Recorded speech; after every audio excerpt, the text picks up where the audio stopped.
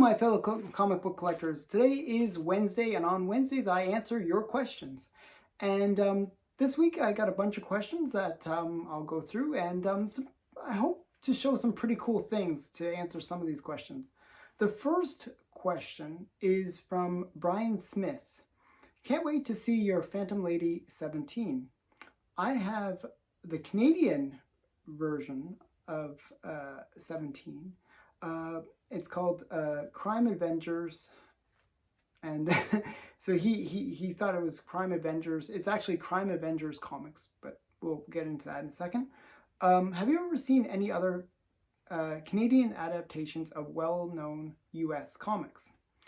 Okay, so actually I looked into Phantom Lady first. I'll get into a little bit of a story there. Because I wanted to find the one that he was referring to, this Phantom Lady kind of one shot that was done in Canada. Well, I had to do some digging, I had to do some research. The title of the comic was actually Crime Avengers. Sorry, I got it backwards. Avenger Crime Comics number 25. And that has like a Phantom Lady cover. It's kind of a weird cover. She's kind of dangling over the bad guys. And it looks very different than the Phantom Lady that we know from Fox Publications. But it is Phantom Lady. It was produced by a company called Pioneer Publications of London. Now, London, there's not you might think the London in England, but there's actually a London in Ontario, Canada. That's actually where I was born, so it just happens to be where I was born.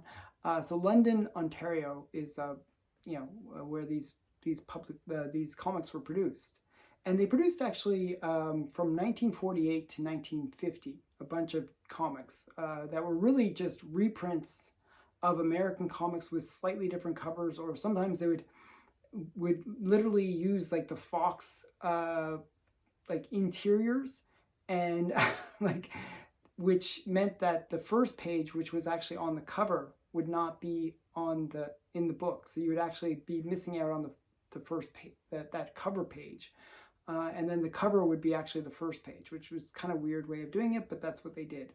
And they had several titles. They had the Avenger Crime Comics. They had Sunny Comics, which was a reprint of Junior and Sunny from Fox. Those were Al Felstein. And they had another one called Teen Town Comics, which was kind of like almost like remainder copies that were just kind of thrown in together. And they would include things like Red Seal, and they would also include like some cartoon-like ones, like B1 and stuff like that. It's just really weird stuff, just all mixed together. And you would get a different thing each time because it was remainder copies. So it'd be like, who knows what would be inside. So that was the Pioneer Publications. Now, in terms of what books I have that are actually American comics, but Canadian spin-offs, or like Canadian versions of those, I only have a few. And what they were called is Canadian Whites, and there was an embargo during the war that happened where U.S. comics were not allowed to be sent to Canada, and basically we produced our own comics, but we get the licensing rights to reprint American comics. So I'm going to show you a few of those. I don't have many. I just have two, actually. One is this one. This is Wiz Spy Smasher, and just kind of a very poorly printed. Their paper quality was really bad, but this was Captain Marvel. And another Captain Marvel that I have is this one, and these are quite rare. I imagine that Avengers Crime Comics that you have is actually very rare.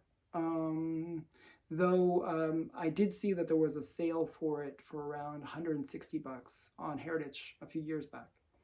But I imagine it's quite rare. So it's a good one to keep.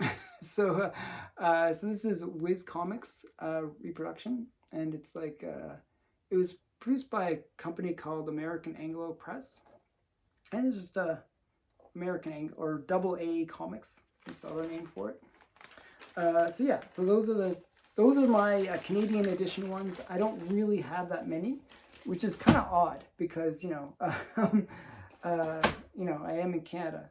I do have lots of Canadian editions of like later comics, like like from the 60s, 70s, and 80s, but not earlier stuff. And there's a lot of cool stuff that they kind of redid in Canada within the Canadian whites, and I'm always trying to find them. So that's that's as much as I can answer there.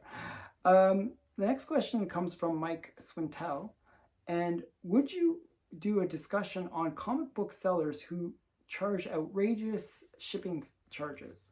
Well, for me, everyone in the US charges outrageous shipping charges because it's very expensive to ship from the US to Canada. I don't know why, but it is. It's just horrendous whenever they ship from the United States to Canada.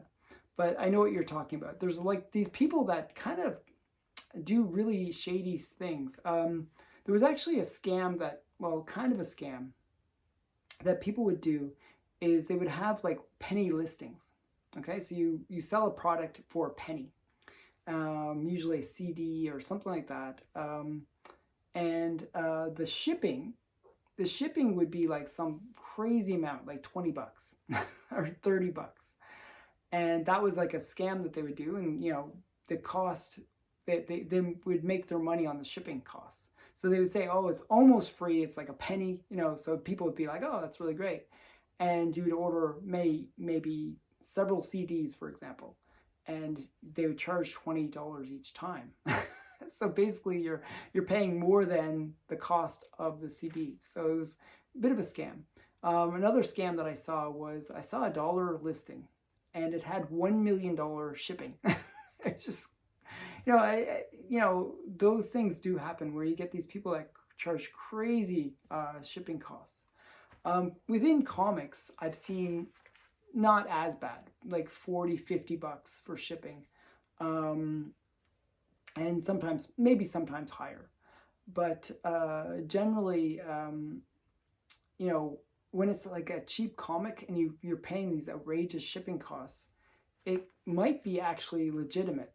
And what I mean by that is, just as I was complaining at the beginning, that a lot of these, there's a lot of costs sometimes to send it across borders, and they just charge an arm and a leg because of that.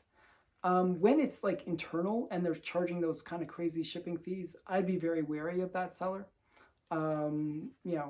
Probably they are doing something shady, and if they're shady about the shipping, are they going to be shady about not disclosing details about the comic? Are they going to be shady about how they ship? Sometimes when, they're really shady about the shipping, they really are trying to make their money on the shipping. And what they'll do is they'll send the book in the cheapest way possible in order to get as much money out of the shipping fee that you paid. So I've seen it where, where they charged me like $20-30 for shipping. And then I actually saw the postage thing on it, and it was like $3. So, I've seen that, and actually the way that they shipped it was like, it was literally in an envelope and sent. It was like the worst way possible. So you got to be really careful when people kind of gouge on shipping. Some of the best sellers that I've worked with and bought multiple times from, what'll happen is they'll send something, and if it costs them $15 to send it and they charge $20, they'll actually refund the difference. And that's a good sign, a sign of a good seller. And those ones, you gotta, bookmark those sellers on eBay, because they are rare, and they are worth doing business with, because you know that you're getting treated fairly and honestly. So I'd like to hear other people's stories about shady sellers, and you can put those comments in the comments below. So I'd like to hear about that. The next question comes from Bigby McFly, the comic guy. Can you discuss and show some examples of lesser known comic ages, Platinum and Atomic?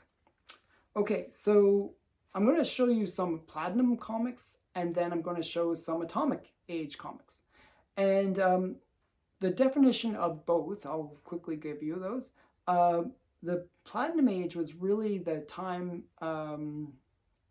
just after the Victorian Age, where, you know, Queen Victoria was in power, which, you know, kind of, they sometimes have it as early as 1897, and some people actually push it a little bit further forward to 1901, when Queen Victoria actually died. So that's the beginning of the Platinum Age, and the Platinum Age ran all the way until Superman. Like Action 1 really marked the change of the age. It was like, now all of a sudden comics were what we recognize today, and they were, you know, the superhero comics. So Action 1 kind of marks the end of the Platinum Age of comics. So it's from like 1897 to 1938 roughly. So I'm going to show you some of the earliest comic books that I have,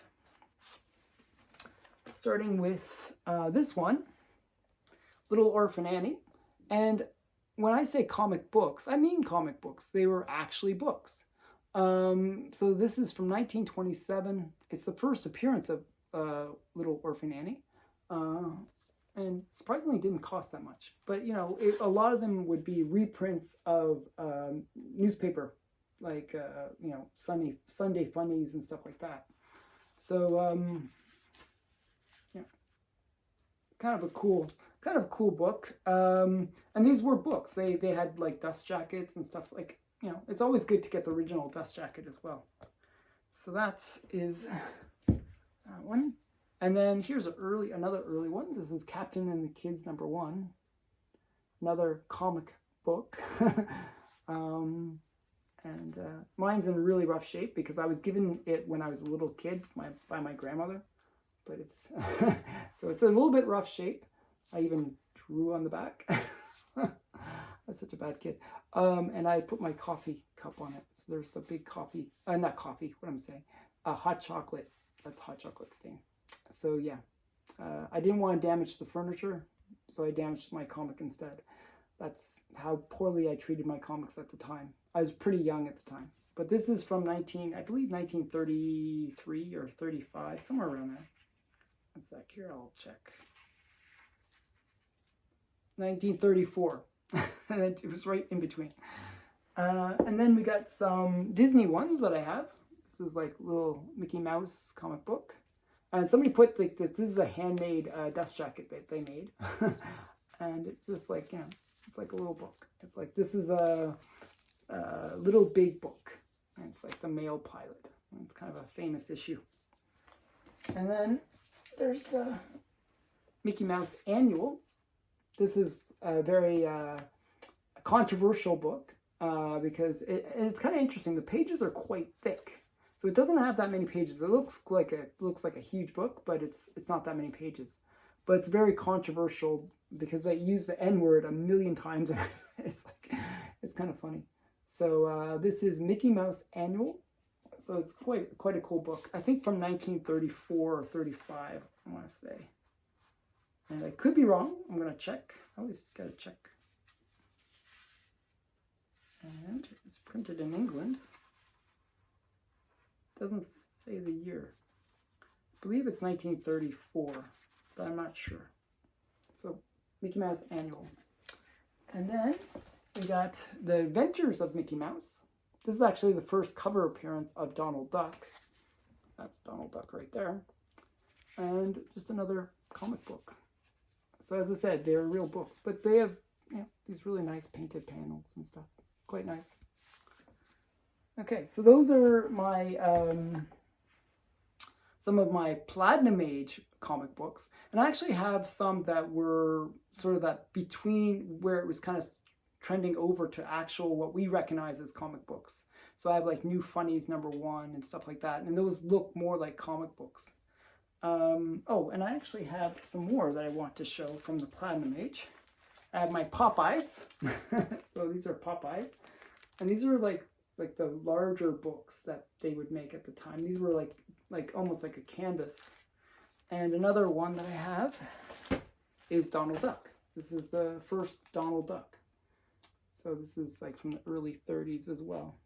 So these were quite cool. And because they were these kind of canvas style covers, they actually survived quite well. So you can find these still fairly affordably. Maybe a couple $100, even though it's like the first Donald Duck. You know, it's kind of cool. So, so that's my Platinum Age books. Now, Atomic Age is, so we got in between the Platinum Age and the Atomic Age was the Golden Age. Now, the Golden Age ran from Action Comics 1 all the way up to the Comic Code Authority. So that's where the cutoff is. And some people include the Atomic Age as part of the Golden Age. So there's kind of like that, you know, sometimes the Atomic Age gets kind of lumped in with the Golden Age. But really the Atomic Age was sort of that in-between point between when the Comic Code Authority came into play and when the start of the Silver Age happened. And the Silver Age was really where comics kind of changed in terms of the dynamic. They really sort of adopted the Comic Code Authority's kind of guidelines. So the stories became a little less serious, a little bit more tongue-in-cheek. They didn't have the same sort of dark or gritty stories that existed in the Golden Age. So another thing that kind of marked the Atomic Age, so the Atomic Age is really from 1954 to 1958, just to give you a sense of the time. Another thing that marked the Atomic Age is Bikini. I know it sounds weird, but Bikini was where they dropped the atomic bomb. And it was Bikini Islands. And that Atomic Age, the bomb, you know, it's all around that same time, kind of marks that whole fascination that happened with the atomic bomb dropping, where all of a sudden there was a lot of stories about science fiction and nuclear radiation and how that would, you know, change people and make them into monsters and stuff like that. So there's a lot of that happened within the Atomic Age. So I'll show you some Atomic Age comics. I didn't bring that many, but I brought a few. This is a famous one. This is the first appearance of Martian Manhunter, and it's an Atomic Age comic. So this is from 1955, and you can tell like early Atomic Age books. So like where that, as I said, that transition between Golden Age, where there was no Comic Code Authority, and to the Atomic Age, where there's all of a sudden you see the stamp of the Comic Code Authority. Now, when they first implemented that the Comic Code Authority, they went big. They went big. So the stamps are quite large on the books. You can see it like takes up a fair amount of space. And they later made the Comic Code Authority much, much smaller. But at first, they made them fairly large. So this is, you know, a first appearance within the Atomic Age. Then we got this book kind of showcases the Atomic Age really, really well. That's why I brought it. This is Wonder Woman. You get like kind of UFO kind of thing, the sci-fi elements. You know, you'd actually see that in a lot of you know, superhero books. They would have like aliens and sort of more sci-fi feel to them. So this is an Atomic Age Wonder Woman. This is Wonder Woman number 89 from 1957. So this is kind of later in the Atomic Age. The Atomic Age was very short, but this is later in that. And you'll notice that the Comic Code Authority seal is much smaller. Okay, and we got another Wonder Woman one. I just wanted to show this one just to show you how big they made the stamp. It's really big. So this is just another one. This is actually the origin of the Invisible Jet. So yes, this is Wonder Woman number 80. This is from 1954. Sorry, number 1956. So very early on in the Atomic Age. And you get this really big Comic Code Authority on it. So yeah, so it's just kind of interesting how they did that. So those are my Atomic Age ones. I actually have more because I have the whole collection of Wonder Woman from the Atomic Age. And they featured a lot more science fiction kind of feel. And some of the better ones were actually in Batman. Batman had these really great science fiction covers. So I hope you enjoyed that.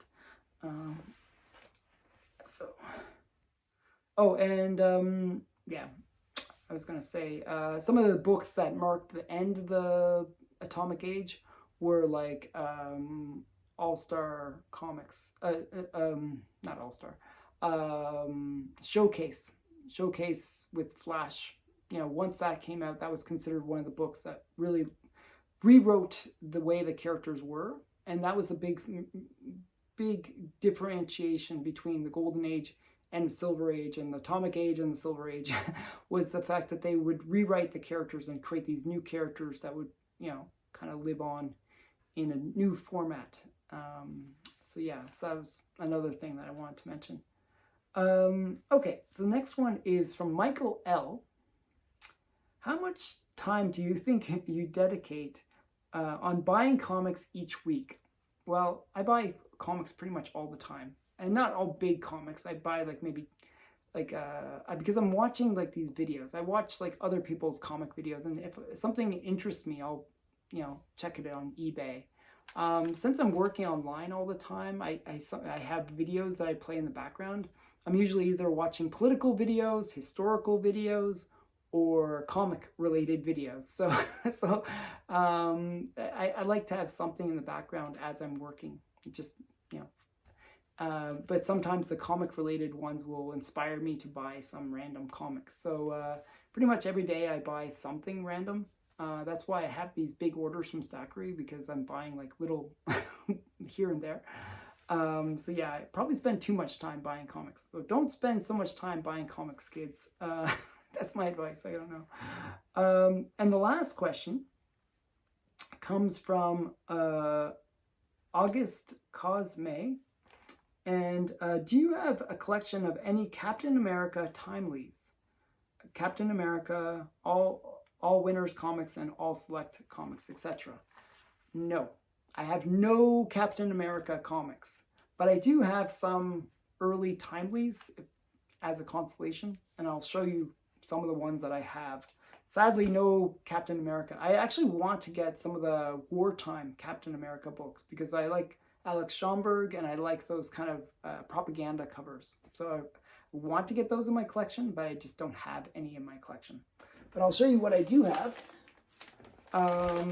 These are, so Timely, so just so you know, if you're not familiar with Timely, Timely is what the name of the company from Marvel was back in the day. So it was Timely, it was Atlas, and Marvel Comics. They were all the same company.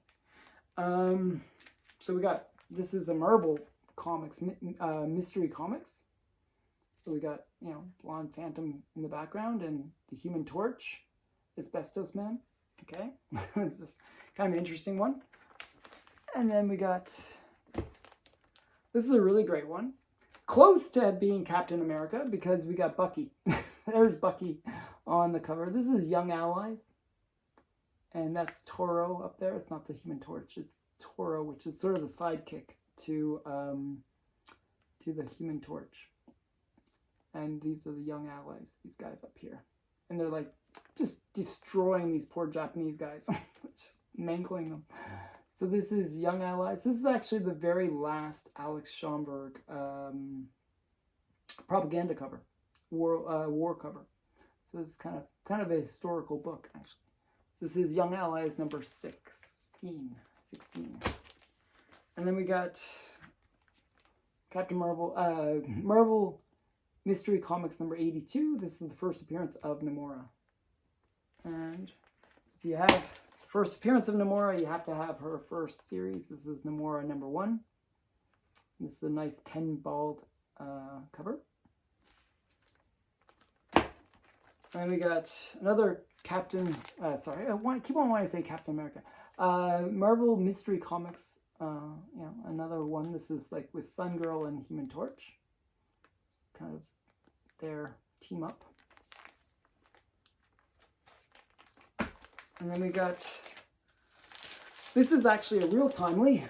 This is a Submariner, and we got Nomura down there. You might notice a theme. Lots of Nomura. I collect Nomura. So this is Timely Comics, winter of 1947. So Submariner number 24. And I do have one All Select, and this is also another timely issue. This is All Select number 11, and it's the first appearance of the Blonde Phantom, actually. It's kind of a cool cover, and it's, I don't know, it's a cool timely. So, yeah, sadly, no Captain America. So I'm not sure. There might be Captain America stories inside, though, and there might not be. I don't know. So there's a Miss America story inside, but no Captain America. But that's it. Those are the ones that I have. I don't really have that many Captain America comics. Nothing from the Golden Age, I should say. And I have his Silver Age stuff, but not his Golden Age stuff, which is more because every time I try to buy some of those Golden Age ones, the price usually goes crazy. It's like very, very difficult to get those books. So that has been this week's Q&A. I hope you enjoyed this video. I hope you enjoyed some of the stuff that I told you and showed you. If you want to have your question answered, just leave a comment below and I'll answer it next week. So stay tuned for that. So thanks again for watching. Bye for now.